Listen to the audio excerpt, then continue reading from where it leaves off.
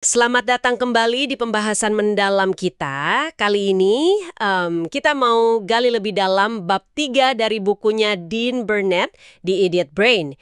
Judulnya aja udah bikin penasaran ya. Rasa takut, tak ada yang perlu ditakuti. Menarik ya. Iya kan? Nah, sumber kita ya kutipan dari bab ini. Isinya tuh lucu sekaligus cerdas, ngurai kenapa sih otak kita yang kadang rasanya agak bodoh gitu, malah bikin kita takut melulu. Hmm, Jadi misi kita kali ini coba ngertiin kenapa otak Anda itu kayaknya punya setelan standar waspada berlebihan gitu. Warisan evolusi yang wah menarik buat kita bedah bareng. oke, siap. Oke, mari kita mulai bongkar ya. Jadi inti argumen Burnett itu gini. Otak kita ini operasinya pakai semacam software zaman batu, tapi di dunia modern. Bisa dibilang gitu.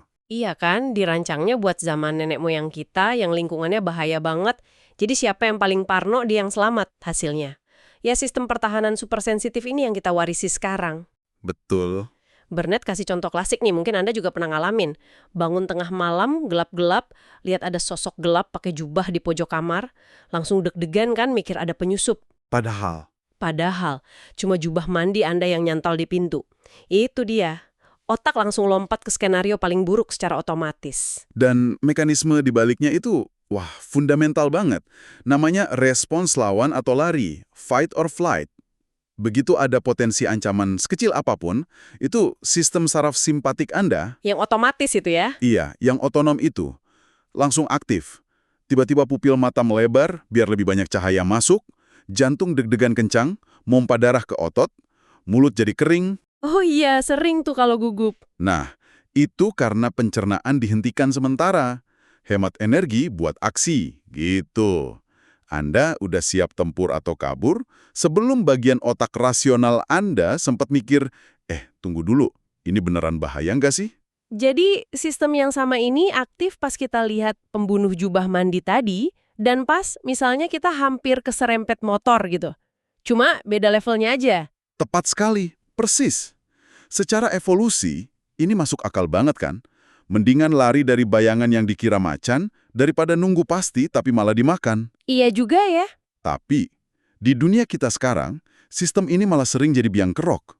Adrenalin sama hormon stres lain itu butuh waktu buat hilang dari darah.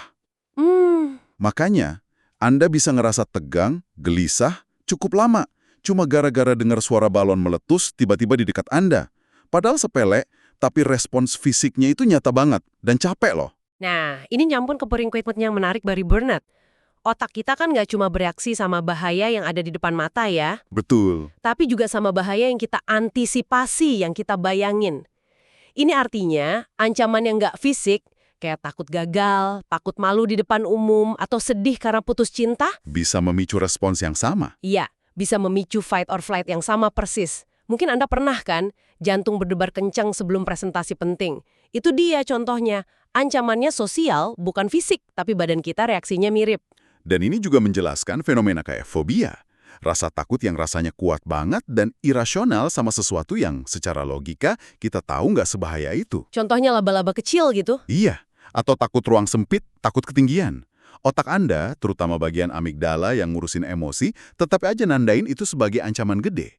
Waduh, Nah, yang lebih rumit lagi, fobia ini bisa makin kuat karena ada semacam lingkaran setan di otak. Anda ketemu pemicu fobia, misalnya laba-laba tadi, tubuh Anda langsung panik kan, jantung berdebar, napas sesak. Otak Anda terus salah baca. Kepanikan Anda sendiri dianggap bukti kalau, wah, laba-laba ini emang bahaya banget.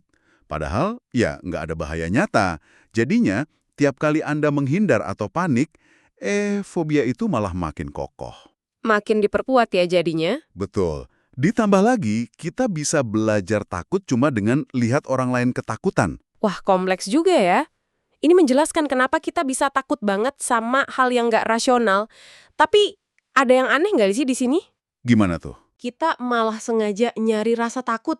Nonton film horor sampai jejeritan, naik roller coaster yang bikin perut mules, bahkan ada yang terjun payung. Kenapa kita malah bayar buat merasa takut? Nah, pertanyaan bagus itu. Ini ada kaitannya sama sisi lain otak kita, jalur hadiah atau reward pathway.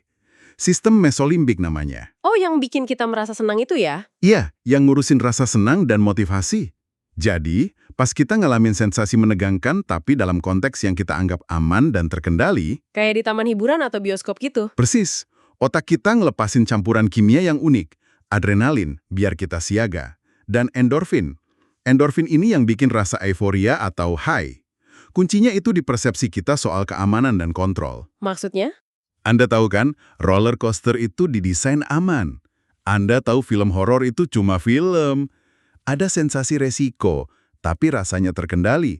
Coba deh bayangin jatuh dari pesawat tanpa parasut. Wah, jangan deh. Nah, itu kan nggak ada kontrol, nggak ada rasa aman. Itu murni teror, bukan kesenangan. Jadi ada batas tipis banget antara takut yang seru sama takut yang benar-benar mengerikan. Oke. Jadi kalau dirangkum nih ya, otak kita ini dengan segala kebodohannya menilai ancaman modern, sebenarnya punya sistem keamanan super canggih warisan masa lalu. Ironis ya, kebodohan itu justru warisan kecerdasan buat bertahan hidup. Bisa dibilang begitu. Sistem ini seringnya terlalu protektif sekarang, bikin kita cemas berlebihan soal email dari bos atau yaitu tadi jubah mandi di kegelapan. Tapi di sisi lain, sistem yang sama ini juga yang bikin kita bisa nikmatin sensasi kuat secara aman buat hiburan. Betul sekali. Dan memahami mekanisme ini, menurut saya ada gunanya loh. Praktis banget. Gimana tuh? Ini bisa bantu Anda mulai mengenali kapan sih rasa takut yang Anda rasakan itu wajar, sesuai situasi, dan kapan itu cuma alarm palsu dari sistem kewaspadaan otak yang lagi terlalu semangat. Jadi lebih sadar gitu ya? Iya, sadar kalau jantung berdebar atau napas jadi cepat, itu nggak selalu berarti ada bahaya nyata di depan mata. Ini bisa jadi langkah awal yang kuat buat ngelola cemas sehari-hari atau bahkan fobia yang mungkin Anda alami. Oke. Sebagai penutup nih, mari kita coba renungkan sebentar. Mengingat betapa gampangnya otak kita ini tertipu sama rasa takut, betapa gampangnya jubah mandi disangka ancaman, seberapa sering ya Anda membiarkan ketakutan-ketakutan yang mungkin nggak rasional. Si jubah mandi dalam pikiran Anda itu menghentikan Anda melakukan sesuatu yang sebenarnya penting, Anda inginkan, atau bahkan Anda butuhkan. Sesuatu untuk Anda pikirkan lebih dalam mungkin ya.